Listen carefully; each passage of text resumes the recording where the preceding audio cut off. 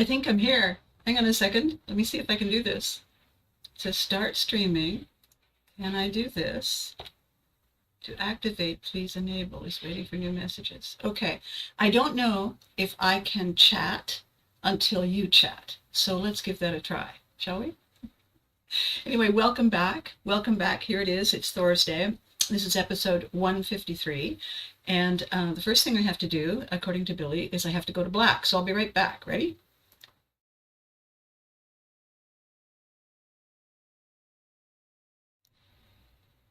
We're back. So, the camera's just a bit wonky there. Is that better? I don't know. I look like I'm over here. What if I... Oh, look, I'm over here. Chairs on wheels. So today, I want to talk about... but first of all, I want to make sure that I'm doing everything as right as I possibly can. It doesn't seem to... Chat is waiting for new messages. For me? I don't know. Very odd. Anyway, I think we're here. And I'm as here as it's going to get today. And I want to talk about you. I want to talk about the things that you do that you have become known for, famous for. And I want to talk about the way we sometimes get attached to those things because they worked. They might still be working, but the most important thing is they worked. We know they worked because we're known for it. And people say, oh yes, Abby, she's the one who.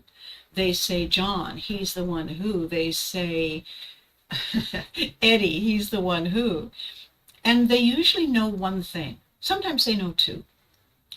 And it's every individual circle, every tribe that we belong to that knows their thing about you. They feel they own that story about you.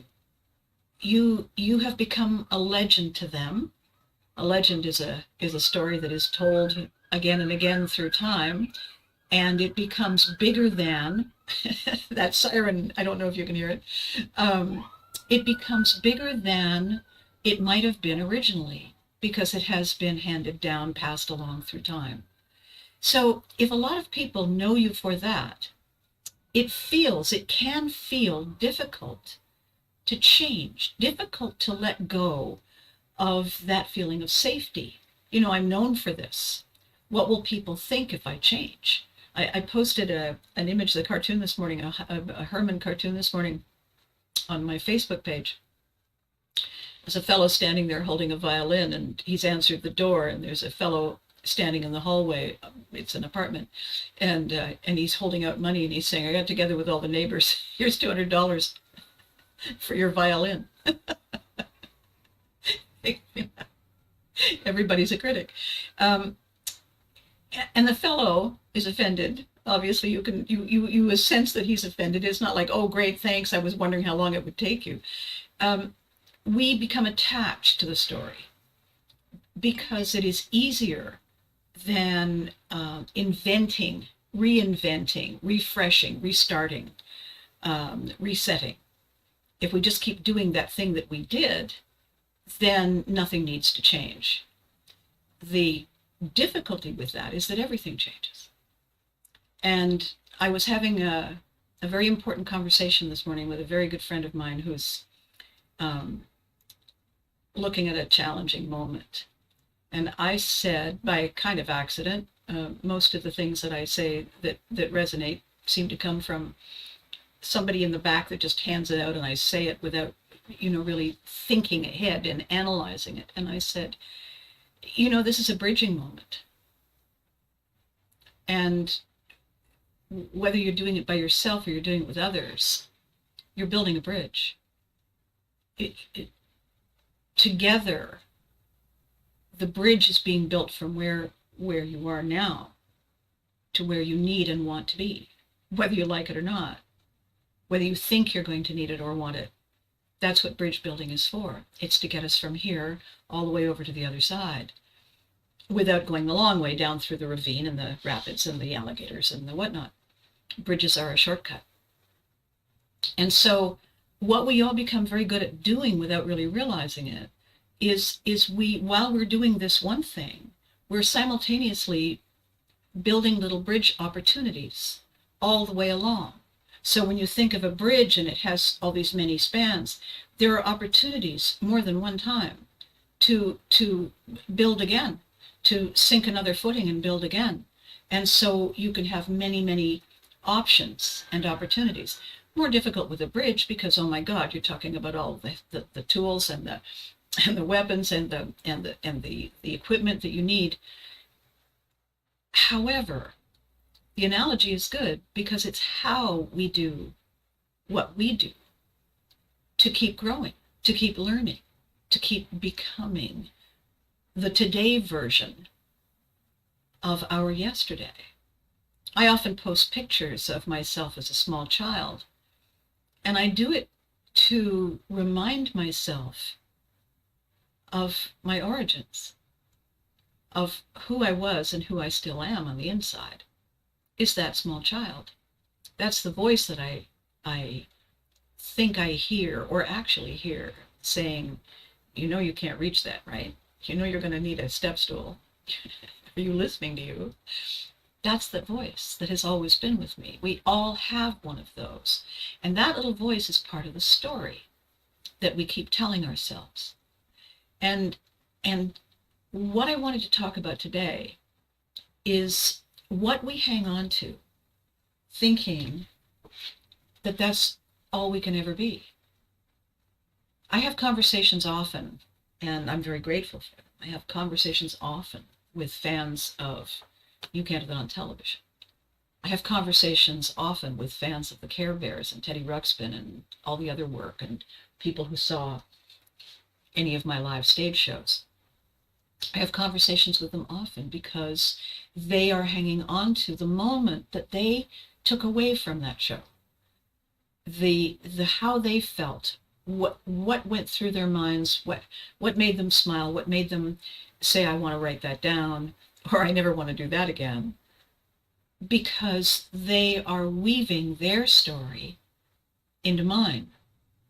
When they come to FanaticCon, and by the way, have I mentioned I'm doing FanaticCon Ottawa this August, Sunday the 13th, and you can go on social media, Facebook, FanaticCon Ottawa, and get a ticket. It's a fun time. It's on Sunday only, and it's a riot because people who love the shows and the toys and the stories that they used to tell themselves, they love to come out to this event because it gives them permission to go back there again and to relive those moments. One of my very bright kids, one of the people I interviewed for the Fame book, said that Fame is an echo of the parade gone by. He said, people don't buy a ticket to go to this concert, even though this concert is where they're going. They buy the ticket to relive the way they felt when they went to the last one. They want to re-energize all of those memories and bring them into the present. So they're marrying what they remember with who they are so that they can carry the legend forward. Isn't that cool? I thought that was really remarkable of him. And so our stories, that thing we do, we get to update them. You know, I had a really difficult couple of years in my career. Everybody has a difficult couple of years in their careers. And it's not just me, and it's not just show business. And I really hit a wall on a lot of levels. And part of that impact was me realizing that the person I had chosen to be, the small f, small c celebrity, small famous person, was the goal I was trying to maintain, the destination I was trying to keep alive. And what was frustrating me was that I couldn't find the vehicle, the tool, the weapon, the idea, the fresh take on how to make that happen. And believe me, I looked a lot. I tried so many things, and none of them clicked. And it was like 6 months of really quite frantic, because if I can't work at what I do and what I'm known for, it means I have to completely reinvent myself. And here was my struggle. So Ottawa, fairly small town relative to the big cities, the big famous destinations. I was too well known by the people I knew. I was too well known as that and those things. They couldn't visualize me as anything else. And I couldn't figure out how to get to people who never met me, never heard of me, never saw me, and talk to them about work and career opportunities. I couldn't build that bridge. And it was frustrating, and it was scary, and it was confusing, and then suddenly one day I realized that I was standing too close. Not just standing too close to my issue, but I was too close to these people. There's a great funny line, how can I miss you if you won't go away? I realized that what I had to do was go away. Whether I went away physically, whether I went away career-wise, whether I went away in terms of the people I connected with, whether I formed new friendships, moved to a different location in the town, moved to another town, whatever it was that I had to do, I was standing too close, and I had to get not only distance, I had to get time and perspective. I had to allow the traffic on the current bridge to subside so that I could safely build a link. I had to make rush hour go away. And the easiest way to do that is if I left the building. So I did. I moved. I found a way to go and live in a completely other city, in a completely other province, in a completely different location. And I did something that I hadn't done I'm counting the years now, I did something that I hadn't done in over 20 years. I disappeared. I stopped being a visible presence. I signed onto an online writers agency, and they allowed you to have a pseudonym, a stage name, a username, a login, and I came up with one. And I didn't talk about any of the things when they ask you for a bio. I didn't talk about any of the things that I had been doing, because I wasn't a member of that agency in order to be on television. I wasn't a member of that agency in order to be any of the other things that a number of people, thousands, hundreds of thousands of people, would have recognized me for. I needed to be known in that new circle as a writer for hire. So that's what I talked about. I've done this, I've done this, I've done this, and now I would like to do this for you. And how I bridge the gap from who is this new person to, oh, that looks interesting, is that when I pitched, and in my bio, I said, I will write 2 pages for free as samples, no strings attached. I was offering to do an audition. I just didn't call it that because I didn't want to blur the lines between the 2 disciplines of creativity.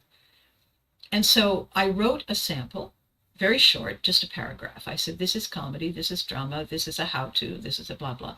I did that in the bio so that when people looked me up and I said, these are not the only 4 or 5 I can do, please contact me.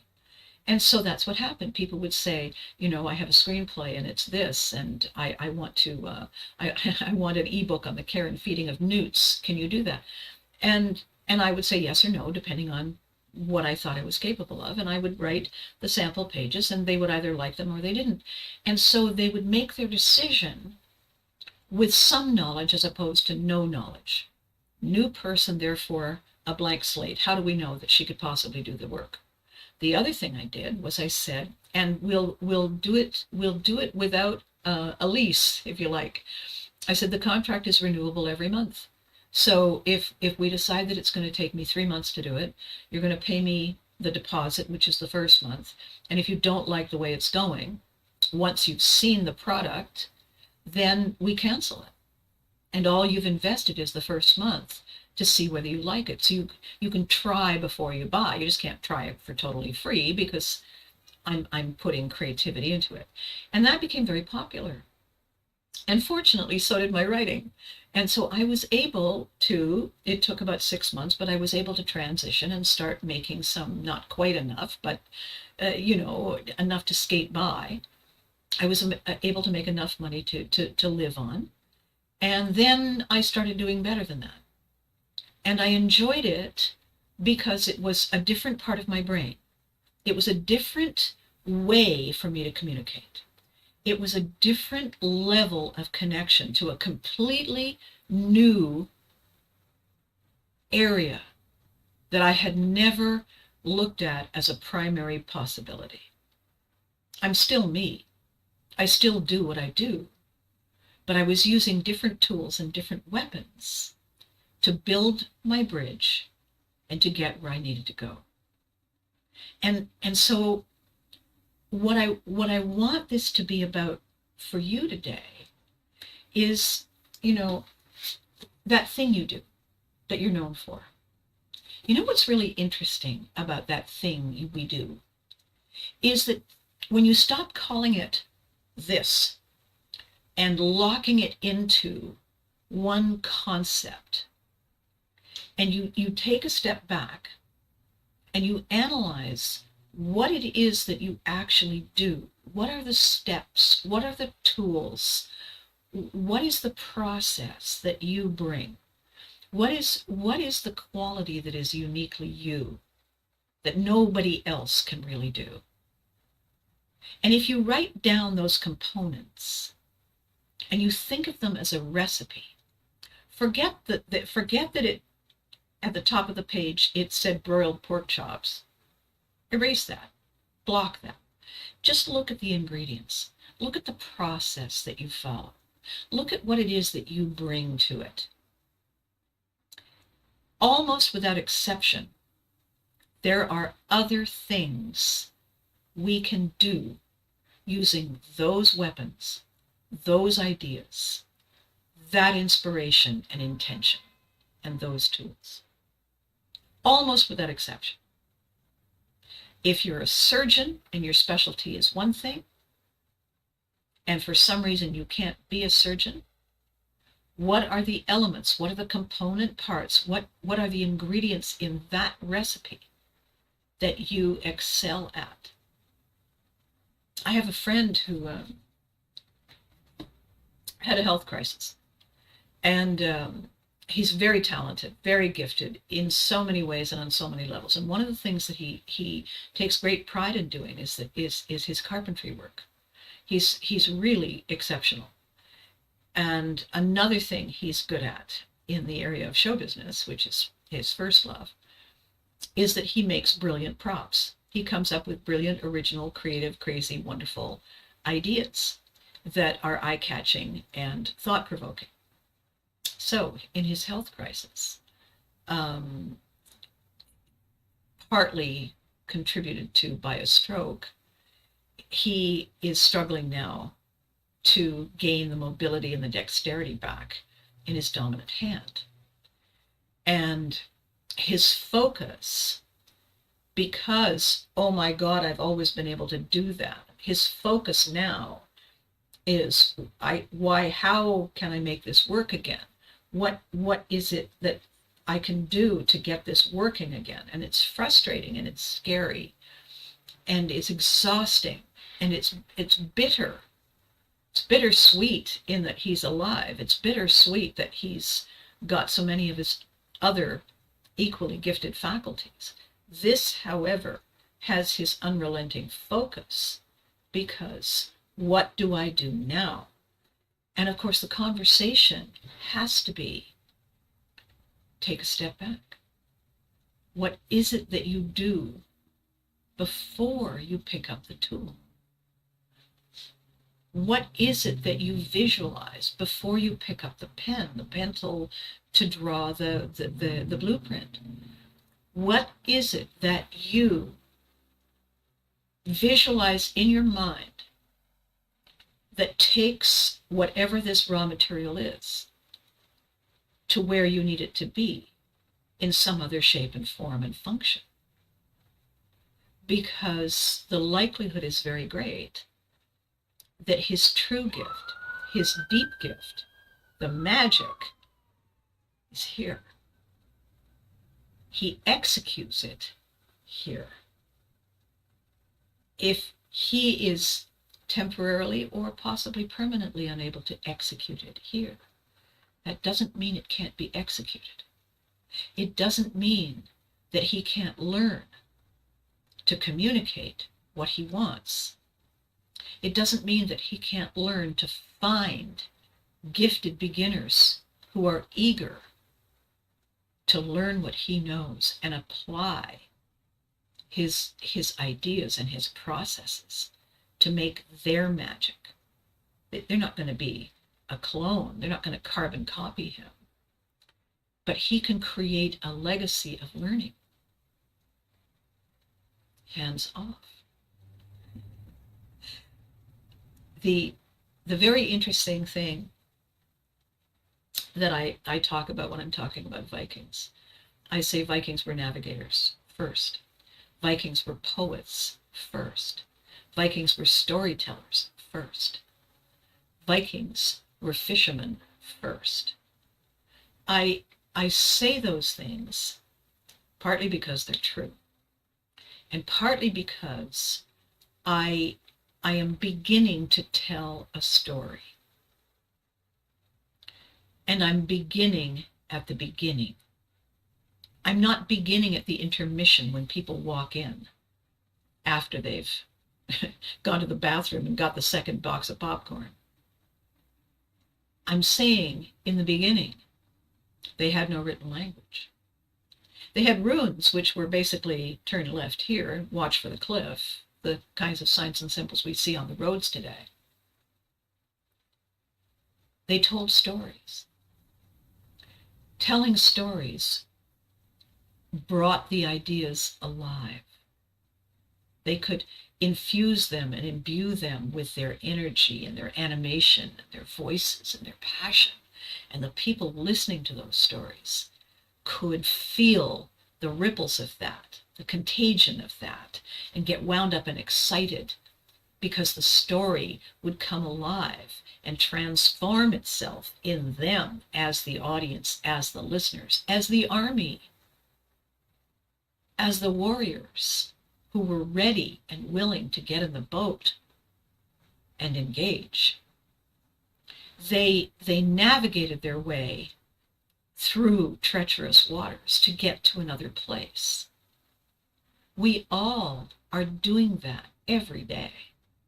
Every day we wake up and we check the water levels. We check to see if there's a leak in the boat. We check to see if the tires on the car are flat overnight. It happens. We check to see that we have windshield washer goop just in case. We prepare ourselves to navigate through treacherous waters. What if we come across a diversion in the stream? What if we are on the road on the way to the dock and there's a massive tree? Well, we're not going to get to the dock when we thought we would, because we're going to have to figure out how to go over, under, around, or through that obstacle before we can continue. We have to build a bridge to get to where we want to go.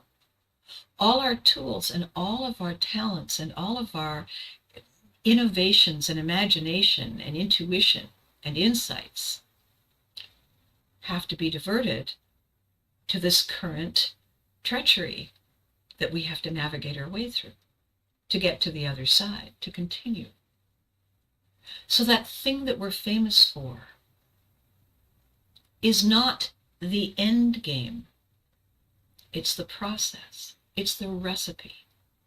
You know, when you remember any of the shows that I've done, any of the things that I've said here, any of the things that I've posted, any of my choices in pictures or cartoons or memes or whatever, you're seeing my process. You're seeing the ingredients at work, in action, in real time for you. You are the one who mixes all that together in your head and in your heart. You are the one who puts it in the oven. You are the one who watches the time. And when you bring it out and it's done, you are the one who brought my recipe to your destination.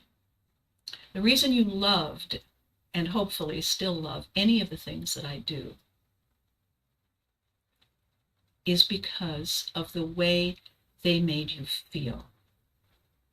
I'm contagious. And I have given something to you. I have shared my passion, my joy, my frustration, my ideas, my crazy with you. And I've said, fly and be free with it. Use it as you will. That's how we connect. That's how we engage. That is how you can revive and reset and refresh that thing you do and make it exciting and new every day. One of the hardest things we ever do in show business is give the best great energy we have on second night. Because unless we're careful, we usually blow it all on opening night. We've worked up, and we go ta-da, because opening night was the destination. It's really difficult to remember, and it's really difficult to hang on to the bigger picture, which is opening night isn't the destination. Opening night is the launch. The destination is the journey. Where we're going is what it's all about. How we go there. Why we go there. And I was talking to you the other day about knowing what your why is. That helps you stay excited. What also helps you stay excited and engaged and fascinated is that every time we do it, it truly is brand new. That thing that we do is always brand new. No matter how times we've done it, no matter how many times. You know why? It's like that wonderful old saying, you can only step in the same river once. The reason you can't step in the same river twice is that the river is made up of droplets of water, H2O, times a gabillion. The droplets you connected to the first time are long gone. What you see is a river, but it's a different recipe because those droplets are all brand new. And they are a first time for you. Also, we have changed. We have been changed by the last time we stepped in the river. We have been changed by all the things that happened after we stepped in the river. We are brand new. We are not doing it exactly the same way we did it before. So when we can remember that the audience is different, in a different place, in a different mindset, even if the same exact people come tomorrow as came tonight, they've had an entire 24 hours to alter their perspective, to alter the filters, to change the way they receive and assess and apply and respond. They're different, and so are you. And so the combination, the magic of what happens when they come together It's totally new. So that's the excitement. That is the trigger. That is the momentum. We just need to remember that thing that you do is always brand new for everyone, especially you. Always, no exceptions. So when you get up in the morning and a voice says to you, ho hum, same old, that story you're being told isn't true. I periodically bump into people I haven't seen in a while. How you doing? Oh, you know, same old, same old. What? What is wrong with you? Oh, it isn't. For one thing, you have a different shirt on. For another thing, you're taller. Yeah, but you know, it's all the other stuff that's the same. Okay. No, it's not true. What you're trying to do is stay where you were. Stay where it felt safe. Safe and familiar feel easier, even if they're boring, even if they pinch a little, even if it doesn't excite you anymore, because there's nothing new you feel you have to do. You can skate, you can slide.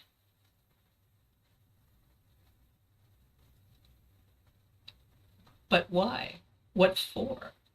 What do you get? What's in it for me, as I said on Tuesday? The WIFM song is how we remind ourselves that every moment is totally new. So when I made the decision to come back to Waterwalk very recently, it wasn't a thing I pulled out of a hat. It was the outcome of many events in rapid succession that made me say, now is the time. This is not how I would have planned it or have chosen it. This, however, is the time, and this is what I need to do. And I have been away long enough, and I have been away far enough, and I have done so many different, exciting, challenging things that have changed me in so many ways, that I am coming back triumphant. I am riding a brand new wave. Of course I'm in a boat, but it's a different boat. Of course I look like me, and yet in many ways I don't. Of course I have the same outlooks on a lot of things, and yet my outlooks have shifted just enough to cause the utmost damned astonishment, which, as you should all know by now, is the one thing Vikings like best. So, the video today is a conversation about defining ourselves differently, seeing our opportunities differently, giving ourselves permission to just shift enough so we see the world at a different angle. Shift just enough so the world sees us in a brand new way. We can always be famous for something new. We don't have to be, oh, that's the guy, that's the gal, that's the one who used to do that thing they do. We don't have to be labeled that way. We can say, and now for something completely different.